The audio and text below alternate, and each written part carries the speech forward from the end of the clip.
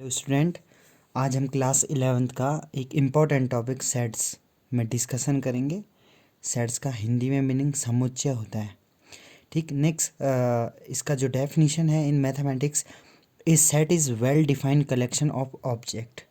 ठीक है, a set is well defined collection of object मतलब ऐसा कलेक्शन जिसकी एक डेफिनेशन हो, जो वेल डिफाइंड हो।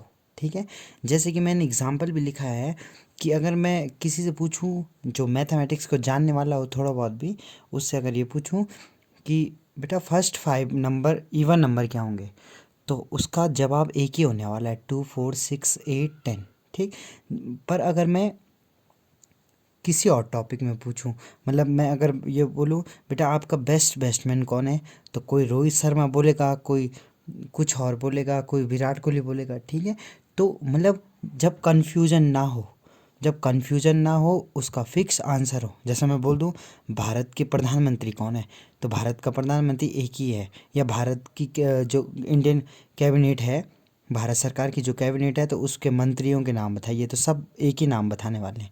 ठीक है, वहाँ पर कोई कंट्रोवर्सी ना हो, कन्फ्यूजन ना हो, उसको सेट कहते हैं। ठीक, नेक्स्ट, सेट को इस कर्ली ब्रैकेट में मुझसे बनाया भी नहीं जाता, इस टाइप से बनाइए, इस कर्ली ब्रैकेट में रखते हैं। देखिए जैसे ए था फर्स्ट 5 इवन नंबर, तो इवन नंबर के सेट को मैंने इस कर्ली ब्रैकेट के अंदर रखा है। ठीक है, अगर मैं इस ब्रैकेट का या इस ब्रैकेट का यूज़ करता हूँ तो ये गलत है। ठीक है, नेक्स्ट दूसरा टॉपिक है बेटा इसमें ऑर्डर और रिपीटेशन का।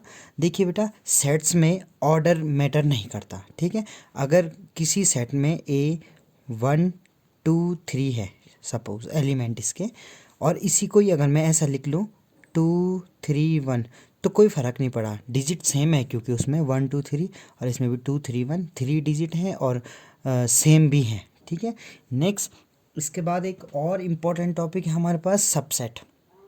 देखिए बेटा, if every element of set A is also an element of set B then A is called subset of B.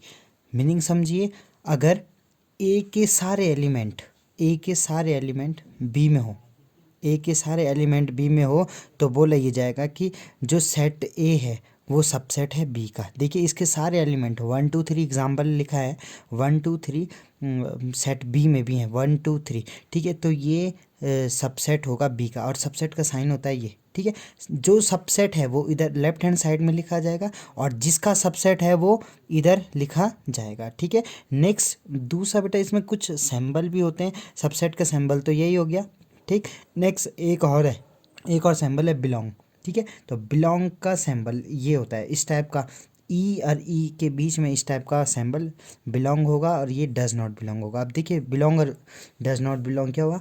देखिए बेटा, अगर मैं कहूँ कि ये कोई सेट है, सपोज एक्सरसाइज 1.1 का ये सेकंड क्वेश्चन भी है।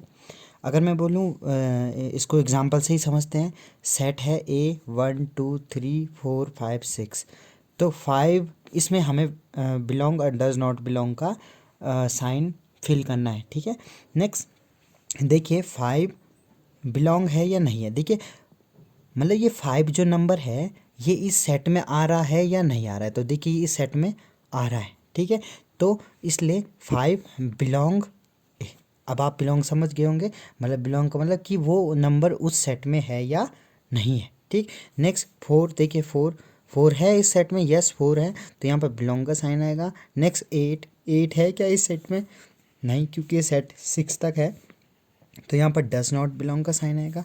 2 है इसमें, हाँ यस है, तो 2 में बिलोंग का साइन आएगा।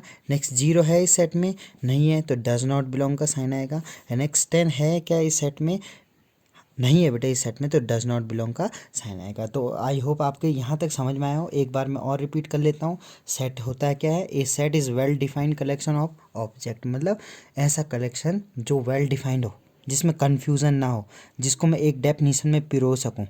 ठीक है, वो सेट होगा। Okay, thanks.